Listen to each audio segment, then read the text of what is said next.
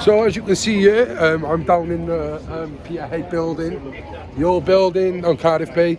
I've just done a speech in the Senate. Hello, how are we? You coming in? Yeah, name? How do you doing? Brian. Brian, nice to meet I'm you. the ambassador for anyone's child. Okay, nice to meet you. And I'm assuming this is what the flowers are for. Yes. Can you explain to the camera what the flowers are for? Should we stop that and go around the other side? Come on, let's go round. We won't stop, we'll keep it running. Okay. We'll keep it running. So before I jump into anything else, this yellow bus is basically drug prevention.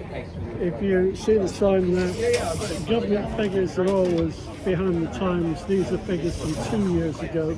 These are official drug-related deaths in England and Wales. Scotland has a different system. So we know that this is underrepresented because so many coroners would put drug-related deaths down as misadventure or accidental poisoning, really to spare their families feelings, and because it's not 100% cut and dried. So these flowers here, which we've got about 4,500. How many? About 4,500. And that don't represent it at all, you think then? We know that this is an underrepresentation, but it makes a fantastic display, particularly when these are planted in the ground. Well, like when you look at them just in your hand here, that's 3 people's lives. Yes. That's 3 people's lives right there. Yes. 3 families. Because, these were the early That there is 1 human being. yes, and just all out of there. them have names on saying who they're commemorating.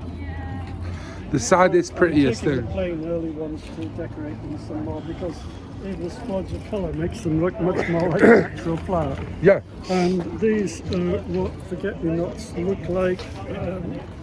These are basically just general purpose flowers, but they are supposed to be forget-me-nots, as it says. Yes. Says forget me not. So that's really nice. Thank you very much, mate. There you are. I want to try and shake your hand without dropping them. I knew that was going to happen. Thank you so much. Thank you. I'm going to gate crash this photo now. You've got some of the team there. We've got Tommy with the co-production. We've got some of the VAC peer mentors. So yeah, this is the Glasgow Overdose Prevention Service. And basically, hiya, all right? This is where people would use to safely inject. Can you give us a little tour on this as well? So as you can see, we've got the naloxone kits. Yeah, and the naloxone does save lives. We've got the spoons, the injectors, everything. And this was used up in Scotland. It was used for a year. This was actually used for a year, did you say? So map of Glasgow there. Yes, provided a very valuable service, but the law unfortunately doesn't quite see it that way, and the person who was running it was in danger of prosecution, and it was emotionally difficult for him. He had to give up. So what did he do? He'd bring them in and just literally sit there? Yes, he knew, as an ex-user, he knew of an alley where people particularly congregated to take drugs, and this was a particularly dirty, horrible alley. And he originally had a van, and he parked the van over the end of this alley, and people would come to him. But the van attracted a lot of police attention. So he changed the van for an ambulance, which is of course part of the everyday street scene. Ambulances treat patients on the street every day of the week, and he had very little trouble. This is harm reduction on the ground, in action. This, as you can see, is a relatively safe, warm, pleasant, well-lit place. If you have to take drugs, this is a good place to do it compared to the alley. Yes. So it has everything you need. If you're living on the street, you've got real problems with warm clothes, dry sleeping bag. All this is provided once folks have made their way in here. I'm not saying there's anything actually in there, but that was what it was. It was basically a hub for the necessities of life. Fantastic. Which was just as important to my mind as the safe consumption area. And of course, while people were here, they could have a conversation with somebody knowledgeable rather than just dealing with people who have anecdotal evidence. They could be pointed to local drug services if they want to get some help.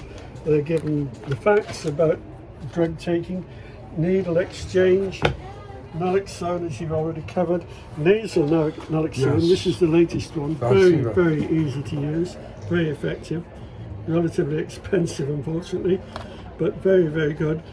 Some police services have started carrying this. They are, I heard that. I heard they were carrying it. I think that's what the one police officer in Wales used, was a nasal one, wasn't it, actually? Not It the would have injection. been. No. They wouldn't carry the injection kit. That's too invasive, too much like a medical procedure for the police to tolerate. But the nasal spray, yeah, it's great. I wouldn't hesitate to use that. I've been trained to use the naloxone needle. Yeah, me too. I've got mine absolutely. somewhere, Yeah, I there you think. go. But you wouldn't want to use it. No, I just feel like it's not a nice thing to use. It's not, and you So- do it right. But the nasal spray, easy. Up the nose, squirt. On the bike, yeah. It would help if you had two, of course.